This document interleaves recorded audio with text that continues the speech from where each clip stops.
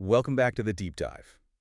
Every now and then we get a set of materials that is so foundational, so expansive that it really forces you to take a step back. Oh, absolutely. And today is one of those times. We are tackling uh, what is essentially a curriculum module on human development and adjustment. We're talking about the entire lifespan. It's a huge topic. It's the blueprint for becoming human. It really is. And it asks us to look at this process of continuous change. I mean, from the moment of conception right through to our final years. But the thing that anchors this whole discussion, what really sets the mission for us today, is a philosophical starting point. It comes from the 18th century reformer Pestalozzi. Okay, let's jump right into that because this quote, it really does set the tone for everything else. Pestalozzi gives us this guiding metaphor of a gardener. Yes. He says, "It is like the art of the gardener under whose care 1,000 trees blossom and grow." Right. And here's the key part. He contributes nothing to their actual growth. The principle of growth lies in the trees themselves.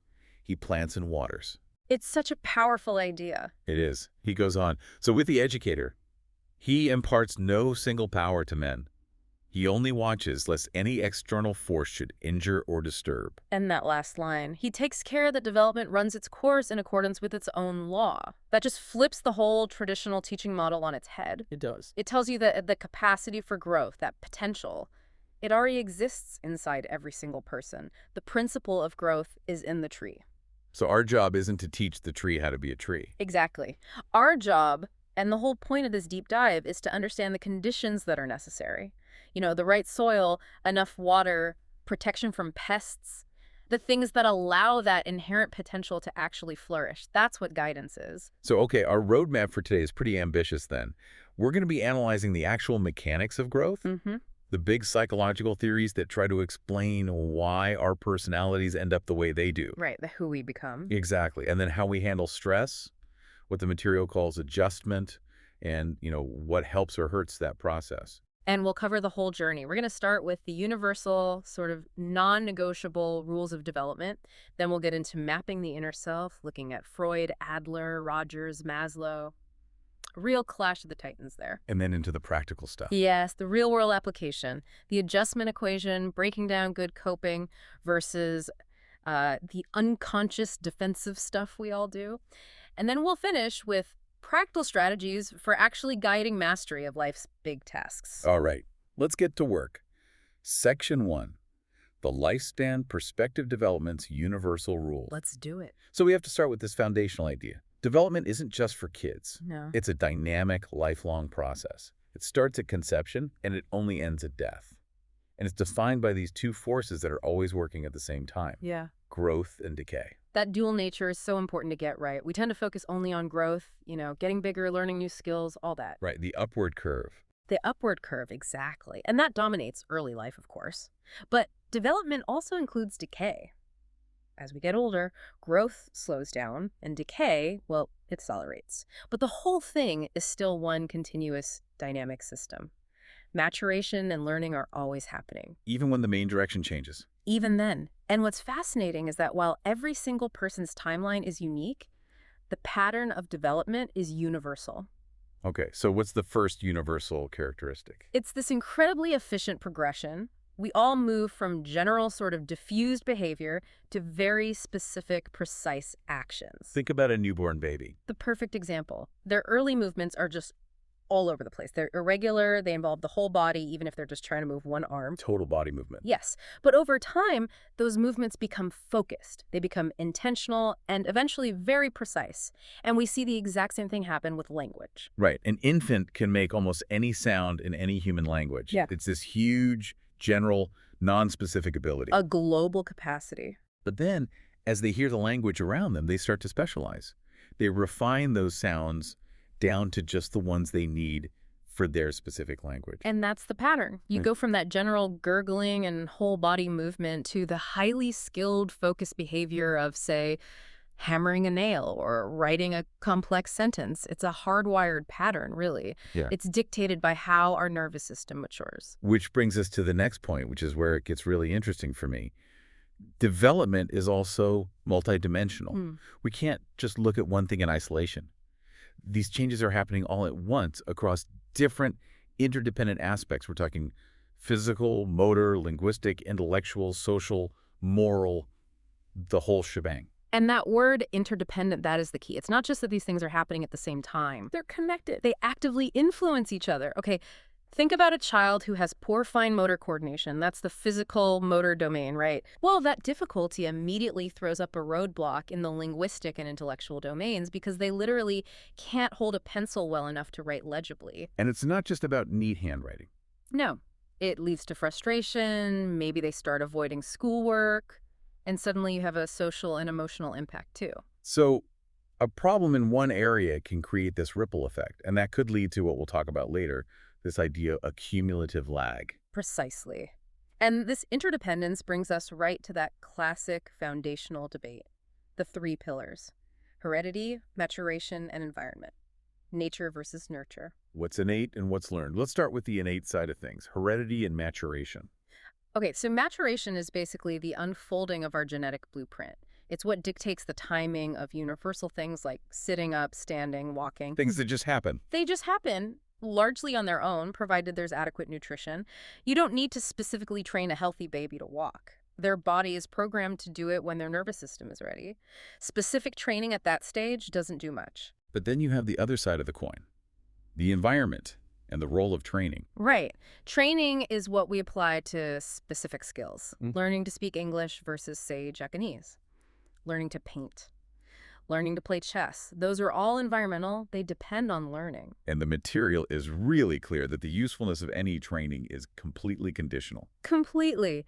It depends entirely on whether the basic maturational functions are there first. You know, trying to teach a 5-month-old to read a book is going to get you nowhere. Because the cognitive and linguistic maturation just hasn't happened. It's the wrong time. You're pushing against a developmental wall, and it's probably going to do more harm than good.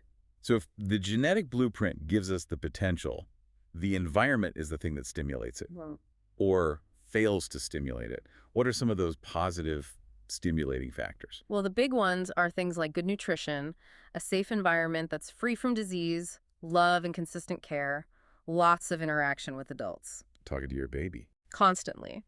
And also the early detection of any developmental problems. All these factors help a person reach the maximum expression of what their genes allow. Without that stimulation, even with great potential, development can be slowed or even stunted. The environment has to provide the context for the genetic code to fully express itself. Yes. And this directly explains individual differences, which can be so frustrating for parents or teachers. You know, why are two kids in the same family or the same classroom so wildly different? Because those individual differences are the result of this constant spiraling interaction between their unique genetic code and the specific environment they experience. And here's a really subtle but vital point. Okay. Even two children in the exact same environment will perceive and interpret that environment differently.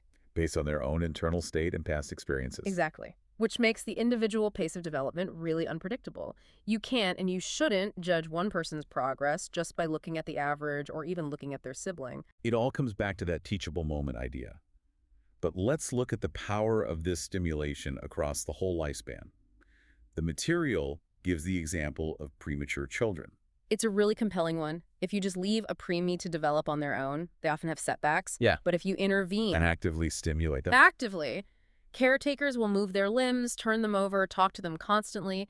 This purposeful stimulation actually accelerates their development in a huge way. It helps them close that gap with full-term babies. The environment is basically compensating for the development they missed in the womb. Perfectly put.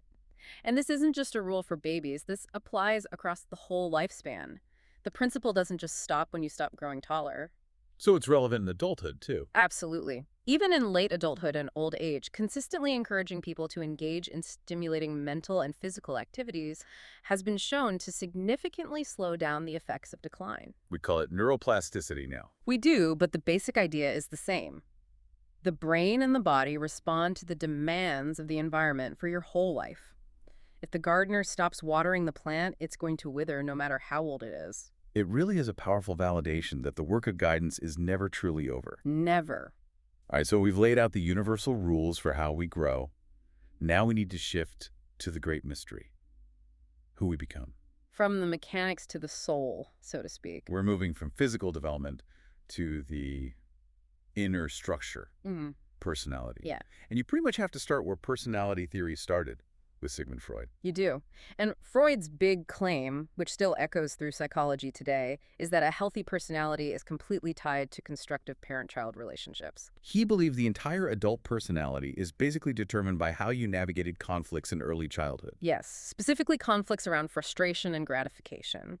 If those early experiences were unhealthy, he argued, you could get a fixation. You'd get psychologically stuck at a certain stage, or you'd develop a neurotic personality. And he mapped this all out in his 5 stages of psychosexual development. Each one is defined by a different pleasure zone. Let's dig into these a bit. First up is the oral stage. The oral stage, from birth to about 1 year old. Pleasure is all centered on the mouth-sucking, biting, feeding. The developmental conflict here is all about dependence.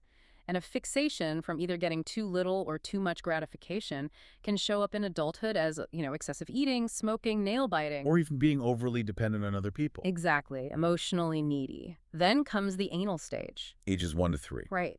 The focus shifts to the anus, related to toilet training. And this is a big deal in Freud's view because it's the child's first real encounter with outside reality, with society's demands for control and order. The conflict is control versus defiance. And a fixation here could lead to an adult who is, on the one hand, extremely orderly and rigid, the classic anal retentive personality, or on the other hand, messy and rebellious, anal expulsive. Okay, stage 3 is the phallic stage. From about 3 to 5 years old. The pleasure zone moves to the genitals, and this is where he introduced his famous and very controversial ideas about romantic feelings toward the opposite sex parent. The Oedipus complex. Resolving that complex, in his view, was critical for developing your gender identity and your conscience, or superego. After that, things quiet down for a bit in the latency stage. Yes, from age 6 to puberty, sexuality is mostly repressed. But this isn't a dead stage. It's really important because all that energy that was focused on sensual conflict gets channeled into other things. Like school. Exactly. Intellectual development, learning skills, building friendships, expanding the ego. It's preparing the child for social life. And finally, the genital stage. From puberty onwards, this is where mature sexual interests and relationships are supposed to develop. For Freud, the sign of a healthy, mature adult was the ability to love and to work, but, and this is the crucial Freudian but, your success in this final stage depends entirely on how well you resolve the conflicts in those first 3 stages. It's so deterministic. The source even points out that an early emotional shock or trauma could create this deep-seated insecurity that leads to a highly dependent personality for life. Your fate is pretty much sealed by age 5. It is a very deterministic model, and that is exactly why we need to immediately look at someone like Alfred Adler, who offers a completely different picture with his individual psychology. Adler shifts the focus away from these basic urges and more toward our social world and our conscious effort. He does, and his core concept is all about feelings of inferiority. We all feel inferior. Adler said, yes, every single one of us is born completely helpless, and so we naturally develop feelings of inferiority. The normal, healthy process of working to overcome those feelings by developing our skills is what he called compensation. So compensation is actually a good thing. It motivates us. It's a very good thing. It's the engine of human striving. The problem comes when those feelings of inferiority become excessive. That's when you get an inferiority complex. A really pervasive, exaggerated feeling of weakness and inadequacy. Exactly. And Adler connected this directly to 2 kinds of parenting. On one side, you have parental pampering, where the child gets everything and never learns to fail, so they feel completely inadequate when they finally face a real challenge. Play on the other side. Parental neglect. The child is ignored, never feels valued, and comes to believe they truly are worthless. And these early family experiences shape what he calls our style of life. Absolutely. The style of life is our unique way of trying to overcome that inferiority and strive for superiority. And it can go one of 2 ways. You can develop a selfish style, where you're only focused on yourself, or a positive, upbeat style, which is about contributing to society. Unlike Freud, Adler gives us agency. We can choose and change our style of life. Okay, so that leads us to the most optimistic perspective of all, the humanistic view, especially from someone like Carl Rogers. This seems like a direct response to Freud's darkness and Adler's striving. It really is. The fundamental belief of humanistic theories is that people are inherently good. We have this natural drive towards health and fulfillment, but that drive gets warped by our environment. By things like conditional love or external pressure. Precisely. So for Rogers, behavior isn't determined by your past or your inferiority, but by how you subjectively see the world right now. And that makes the self-concept the most important thing. Roger's self-concept. Let's break that down. So the self-concept is our mental image of ourselves. And it has three parts. First, the self-image, which is what you believe you're like. Okay. Second is self-evaluation, which is your sense of self-worth or self-esteem. And third is the self-ideal, your aspirations, who you want to be. So if what I think I am, what I think I'm worth, and what I want to be don't line up with my actual experiences, that's where the trouble starts. That's incongruence. That is exactly it. Incongruence is that gap, that disparity between your self-concept and reality. A little bit is normal, nobody's perfect. But when that gap gets too big, it creates anxiety. And to deal with that anxiety, the person becomes rigid, defensive. And ultimately maladjusted, because they're defending a version of themselves that just isn't real. For Rogers, psychological health or congruence means having a self-concept that's pretty accurate, flexible, and based in reality. This sounds very connected to Abraham Maslow's work on self-actualization. That's kind of the peak of humanistic development, right? What defines these people that Maslow studied? Maslow found several key traits. One of the most important was an efficient perception of reality. They don't distort the facts to fit their needs. They judge situations correctly and honestly. They just see things as they are. Okay, that makes me think of the defense mechanisms we're about to get into. If self-actualized people see reality so clearly, how is their trait of comfortable acceptance of self and others different from something like rationalization? That is a brilliant question. Because rationalization is just finding a fake excuse for your failure. And the key difference is consciousness and honesty. Rationalization is an unconscious distortion of reality to save your ego. The self-actualized person has conscious acceptance. They see their flaws and the flaws of others, and they accept them with genuine humor and tolerance. They don't need to hide or justify them because a small failure doesn't threaten their core sense of self-worth. And the last trait you mentioned is spontaneity. Yes, which for Maslow didn't just mean being impulsive. It meant that their creativity wasn't just for art or work. It extended into everything they did. They approach everyday life with a kind of freshness and appreciation that makes them seem unusually alive. So before we move on from personality, we should just touch on the trait approach. It's a completely different way of looking at it. A very different angle, yes. The trait approach doesn't really worry about how you got there. It's more about mapping what's there now. It focuses on identifying stable dimensions of personality, things like introversion, conscientiousness, shyness. Predispositions to act a certain way in different situations. Exactly. It's more of a descriptive map of behavior rather than a dynamic theory of how that behavior was created in the first place. Okay, so we've looked at the structure of personality. Now we need to look at how it functions in the real world. This brings us to section 3, the adjustment equation. Right. If personality is the car, adjustment is the driving. It's this continuous process of meeting our own needs while also meeting the demands of the world around us. And the material is very clear. There's no absolute state of adjustment. It's a process, not a destination. It's a verb, not a noun. We're always in flux. So a well-adjusted person is someone who is constantly changing, always adapting. They handle stress, they stay composed, they find new solutions. And a poorly adjusted person. They're less adaptive, they're rigid, they show a lot of anxiety or aggression, and they tend to use the same failed response over and over again, no matter the situation. That rigidity is the hallmark of maladjustment. So what are the tools of a well-adjusted person? What are the adaptive strategies that help us cope? Well, they all require a good dose of self-awareness and realism. The list includes things like taking the time to actually think through a problem logically before you react. Not just flying off the handle. Right. And also actively seeking support, talking out your feelings with someone you trust. It helps to get it out of your own head. The material also emphasizes flexibility. Hugely important. Being flexible in your views and your actions. If your plan isn't working, you don't just keep banging your head against the wall, you try something else. And part of that is having faith in your own ability to cope, that sense of self-efficacy. And there was also a mention of connecting with inner spiritual energy. Yes, for many people, things like prayer or meditation can be a powerful strategy.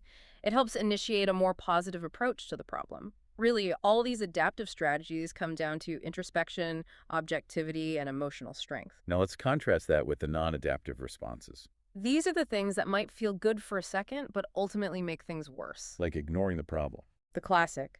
Ignoring the problem pretty much guarantees it's going to grow. Or reacting with chronic irritation and anxiety that just brains you out and pushes other people away, making the original problem even harder to solve. Which brings us right back to Freud and his incredible insights into defensive behaviors.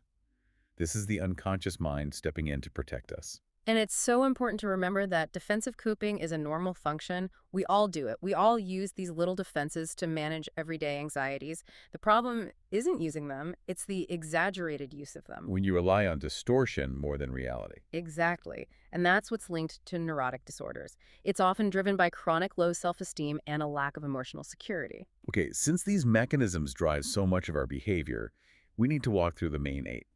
First up, displacement. Displacement is redirecting your feelings from the real threatening source to a safer target. The classic example is the man who's angry at his boss but can't say anything, so he goes home and yells at his wife or his kids. The family is the safe target for that anger. Number 2, rationalization. Probably the most common one. I think so. It's finding a plausible but false excuse to justify your actions or failures. The student who does badly on a test blames the teacher instead of admitting they didn't study. It's an unconscious way to save your ego. Next, projection. This is attributing your own unacceptable feelings to someone else. If I secretly hate my friend, my unconscious mind might flip that around and convince me that they hate me. It pushes the unacceptable feeling outward. Okay, reaction formation. This one's a little more complex. It is. It's turning a disturbing feeling into its extreme opposite. For example, a parent who unconsciously resents their child might become overly doting, displaying these exaggerated, over-the-top expressions of love. The behavior is a mask to hide the true feeling. Then we have denial. The simple refusal to accept a threatening reality. This is what you often see in the immediate aftermath of a tragedy, like a wife refusing to believe the news that her husband has died. It's a temporary buffer for the ego. And how is that different from repression? Repression is more subtle and deep. It's the active banishment of threatening thoughts or memories from your conscious mind. It's not just forgetting, it's pushing it down. The person who gets a bad diagnosis and suddenly starts working 18-hour days might be repressing their fear of their illness. 2 more. Regression. That's reverting to immature behavior from an earlier stage of development.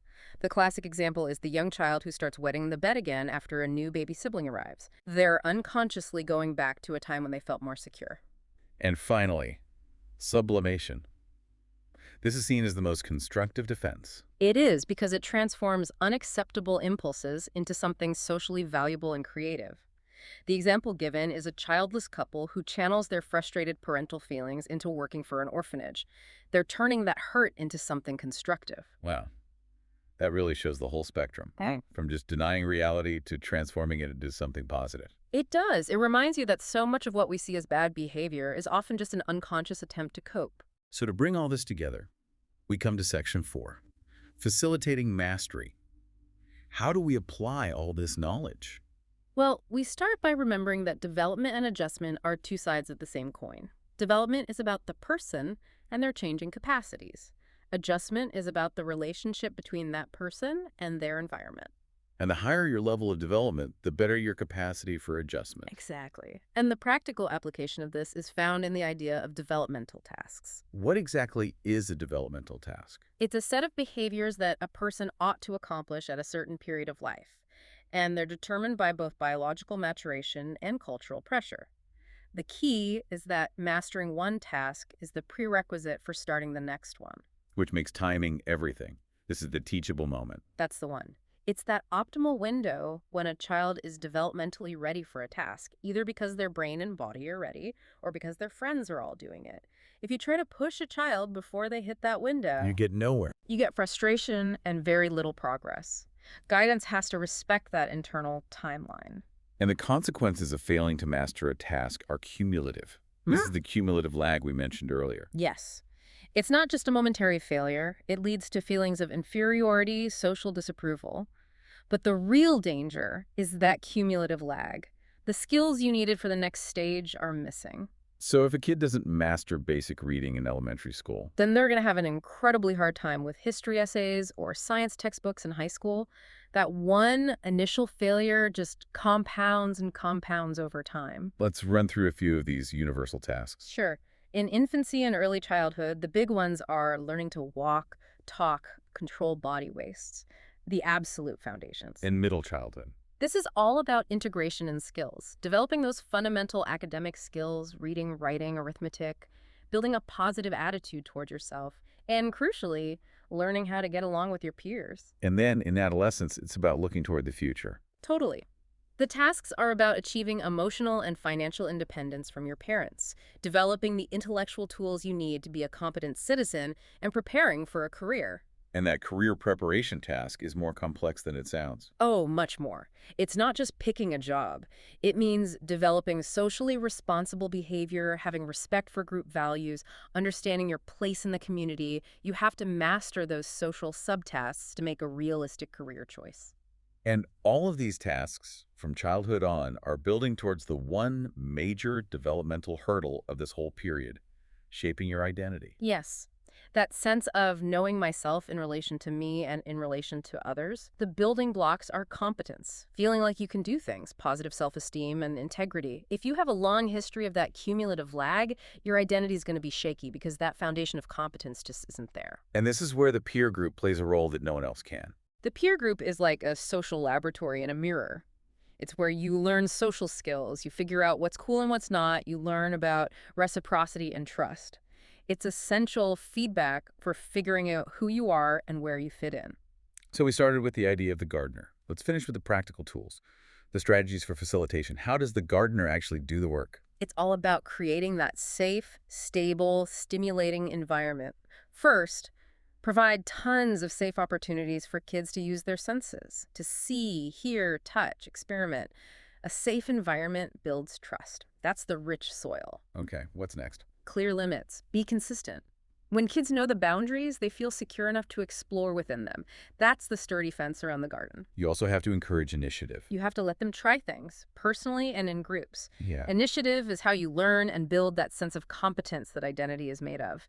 You have to let the tree reach for the sun. And the adults in the environment have to model good adjustment themselves. That's a huge one. Foster emotional maturity by being emotionally balanced yourself. If parents and teachers are calm under stress, kids learn how to be too. And finally, for professionals, it's about being observant and impartial. Your job is to facilitate their growth, not force them all into the same mold. It all comes down to providing that consistent, supportive environment that is tailored to where the child is actually at, respecting their individual pace. Exactly. So, to wrap this all up, to synthesize this huge journey we've been on, Human growth is this incredibly complex, continuous system. It's a constant dance between our internal stuff, our genes, our maturation, and all the external forces from our environment. Family, school, peers, media. development gives us the capacity. An adjustment is the skill of using that capacity to navigate the world. A skill that can range from being really flexible and adaptive to being rigid and defensive. So what does all this mean for you, the listener? It means this framework lets you look past the surface behavior. It helps you understand why people react the way they do. Their behavior today might be rooted in a cumulative lag from 10 years ago. You get the tools to spot these patterns. You can see the flexibility of the well-adjusted person versus the rigidity of the poorly adjusted person, whether that's in someone else or in yourself. And recognizing when someone or you is using a lot of, say, projection or rationalization. Yeah. It's not about judging. It's about recognizing that there's an underlying conflict that's being shielded from reality. It's a sign that adaptive coping skills aren't being used. And we go back to that idea of cumulative development, where failure at one stage creates this compounding lag later on. We have to think about the power of technology and mass media in our world today. The materials we looked at mentioned the huge influence of media on shaping our perception of reality. Right. So if a child's reality is increasingly filtered through social media, through these curated, often non-reality-based images, what does that do to their ability to master these essential social and emotional tasks? It's a fundamental question. How does that constant exposure affect their ability to build a wholesome attitude toward themselves? Or to achieve that emotional independence they need in adolescence? If your sense of self-worth is constantly tied to external virtual validation, to likes and shares, what are the cumulative effects on the next generation's ability to adjust to the real world? That is the great question for guidance in the 21st century. And it's one we'll leave you to think about. Thank you for diving deep with us into the art of guidance and the science of human development. We'll talk to you next time.